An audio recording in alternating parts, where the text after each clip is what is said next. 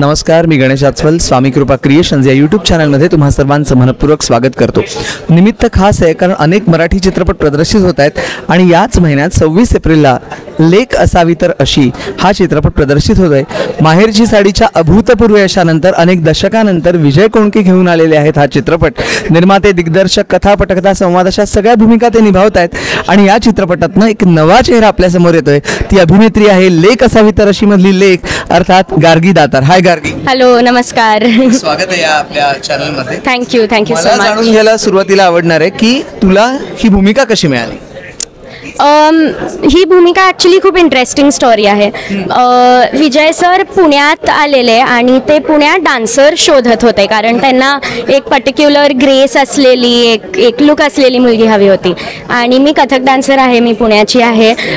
तर मला कोणाकोणाकडून असं कळलं आणि मी जेव्हा त्यांना भेटायला गेले तेव्हा एका वेगळ्याच भूमिकेसाठी भेटायला गेलेले. पण आम्ही भेटलो आणि त्याच्यानंतर मला 1-2 दिवसांनी त्यांचा फोन आला की तो रोल जाऊ दे, तू लीड रोल करशील का. क्या बात आहे. आणि ते ऐकून भरून आलं मला, एक दडपण आलं. पण तेव्हापासून सुरुवात झाली आणि आज आपण इथे ट्रेलर लॉन्चच्या दिवशी आलो. या चित्रपटाचं शूटिंग झालंय तर शूटिंगचं काही धमाल किस्से. आम्ही ऑलमोस्ट 1-1.5 महिना इंगवलीला भोर जवळ उन्हाळ्यात शूट करत होतो. पण असं काहीच जाणवलं नाही कारण एका परिवारासारखे आम्ही सगळे एकत्र राहत होतो आणि विजय सरांनी पण आमची इतकी काळजी घेतली. अगदी खाण्यापिण्यापासून ते सगळंच. सेटवरच्या गमती जमती म्हणजे 1-2 वेळा जे फाईट सिक्वेन्सेस होते तेव्हा खरी धडपड झाली, खरं लागलं आणि मग त्याच्यानंतर रिकवर होऊन परत लगेच शूट सुरू करणं I think was very memorable for me. किंवा एवढ्या मोठ्या लोकांसोबत काम करायला मिळणं हे पण खूप मोठं भाग्य आहे आणि रोज मला नवीन काही ना काहीतरी शिकायला मिळतं. वर्कशॉप होतं लिटरली. रोज सकाळी उठून मी शाळेत जात होते. त्याच मुद्द्यावर मी येणार आहे की सविताताई मालपेकर, त्याचप्रमाणे नैनाताई आपटे, कमलेश सावंत या सगळे दिग्गज कलावंत, यतीन कारेकर, तर सगळ्यांबरोबर जे शिकायला मिळालं त्याविषयी जरा सविस्तर सांगा.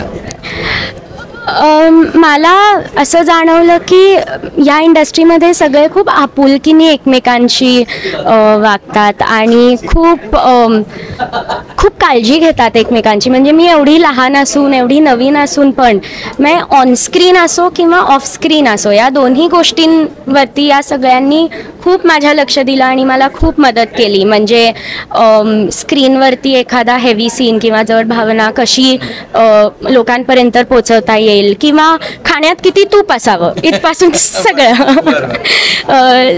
सगळं मला शिकायला मिळालं या एक्सपिरियन्स. लेक असावी तर अशी मधली तू लेक आहेस, तुझ्या आई वडिलांविषयी काय सांगशील.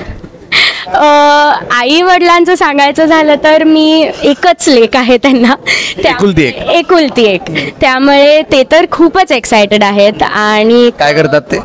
माझे वडील बँक ऑफ महाराष्ट्रामध्ये काम करतात आणि माझी आई स्वतः कथक डान्सर आहे पुण्यामध्येच. त्यामुळे कला ही खूप लहानपणीपासूनच आमच्या घरात होती आणि मी 6-7 वर्षाची होते तेव्हापासून मी ॲक्टिंग करते. हिंदी, मराठी, इंग्लिश, नाटक हे तर सगळं चालूच आहे.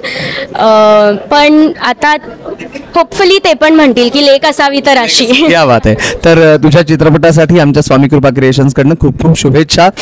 Thank you so much. थँक्यू. आणि आपण प्रेक्षकांनाही सांगूया की 26 एप्रिलला चित्रपटगृहात जाऊन हा चित्रपट नक्की बघा आणि अर्थात आमच्या व्हिडिओला लाईक करा, शेअर करा आणि स्वामी कृपा क्रिएशन्सला सबस्क्राईब करा. धन्यवाद.